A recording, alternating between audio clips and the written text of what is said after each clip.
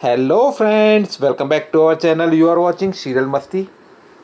दोस्तों, आज के तुम देना साथ मेरा के एपिसोड की शुरुआत होती है अपराजिता से, जिसे ललित के आने का वहम होता है और वह बहुत बुरी तरह डर जाती है। तभी रक्षित वहां पहुंचता है, उसे असलियत में वापस लाता है और कहता है कि यह उसके लिए अपना हुनर साबित करने का आखिरी मौका है। इसके बाद अपराजिता स्टेज पर जाती है और गर्व से बताती है कि वह सिर्फ महेश्वरी साड़ियाँ बुनती है।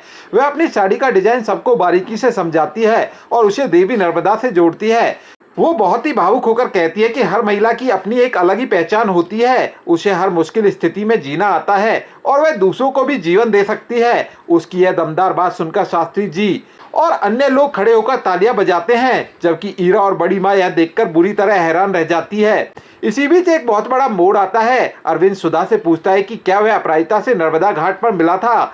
उसी समय जब होस्ट अपराजिता का नाम पुकारता है तो अरविंद को सब कुछ याद आ जाता है कि अपराजिता ने ही उसकी जान बचाई थी। अरविंद सीधा अपराजिता के पास जाता है और उसे गले से लगा लेता है, जिसे देखकर पूरा परिवार हैरान रह जाता है।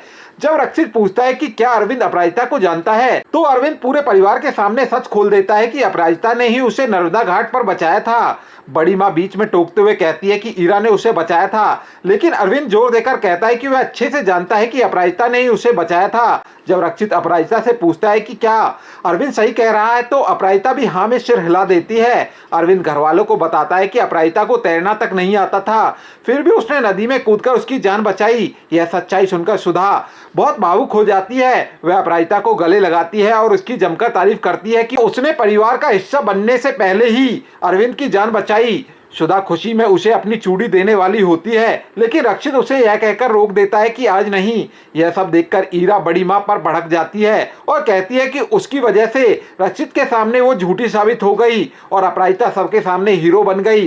कहानी के दूसरे हिस्से में हम देखते हैं कि आराध्या गलती से वीआईपी जगह पर चली जाती है, जहाँ सिक्योरिटी गार्ड उसका काफी अपमान करता है। तभी वह विवान आ जाता है। वह गार्ड को खूब डांटता है और कहता है कि आराध्या उसकी दोस्त है। गार्ड आराध्या से माफी मांगकर वहां से चला जाता है। आराध्या यह देखकर सोचती है कि विवान ने सिर्फ एक दोस्त होकर भी उसके लिए इतना बड़ा स्टैंड लिया, जबकि रोहन उसकी माँ के सामने उसके लिए मुंह तक नहीं खोल पाता। इसी बीच जब अविनाश आराध्या से एक महंगे फोन के बारे में पूछता है, तो वह झूठ बोल देती है कि वह फोन रोहन ने उसे गिफ्ट किया है। इसके बाद दोनों परिवारों की मुलाकात का सीन आता है। अपराजिता अपने परिवार को सुधा से मिलवाती है और रक्षित अपने माता पिता को अपराजिता के परिवार से मिलवाता है। रामगोपाल बताता है कि उसने अतीत में अरविंद के साथ काम किया था।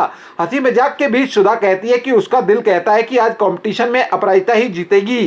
फिर मिस्टर दुबे उन सबको अंदर जाने के लिए कहते हैं। वहीं दूसरी तरफ मोहित और रवीना के बीच उनके तलाक को लेकर तीखी बहस होती है। बड़ी माँ रवीना को डांटती है, जिस पर रवीना कड़े शब्दों में कहती है कि वह 2 दिन में रेवा को अपने साथ ले जाएगी और वहां से चली जाती है। इसके बाद मोहित अपनी माँ को ईरा के बारे में झूठ बोलने के लिए खूब खरी खोटी सुनाता है। एपिसोड के अंत में अपराजिता रक्षित का दिल से शुक्रिया अदा करती है कि उसने हर कदम पर उसका साथ दिया।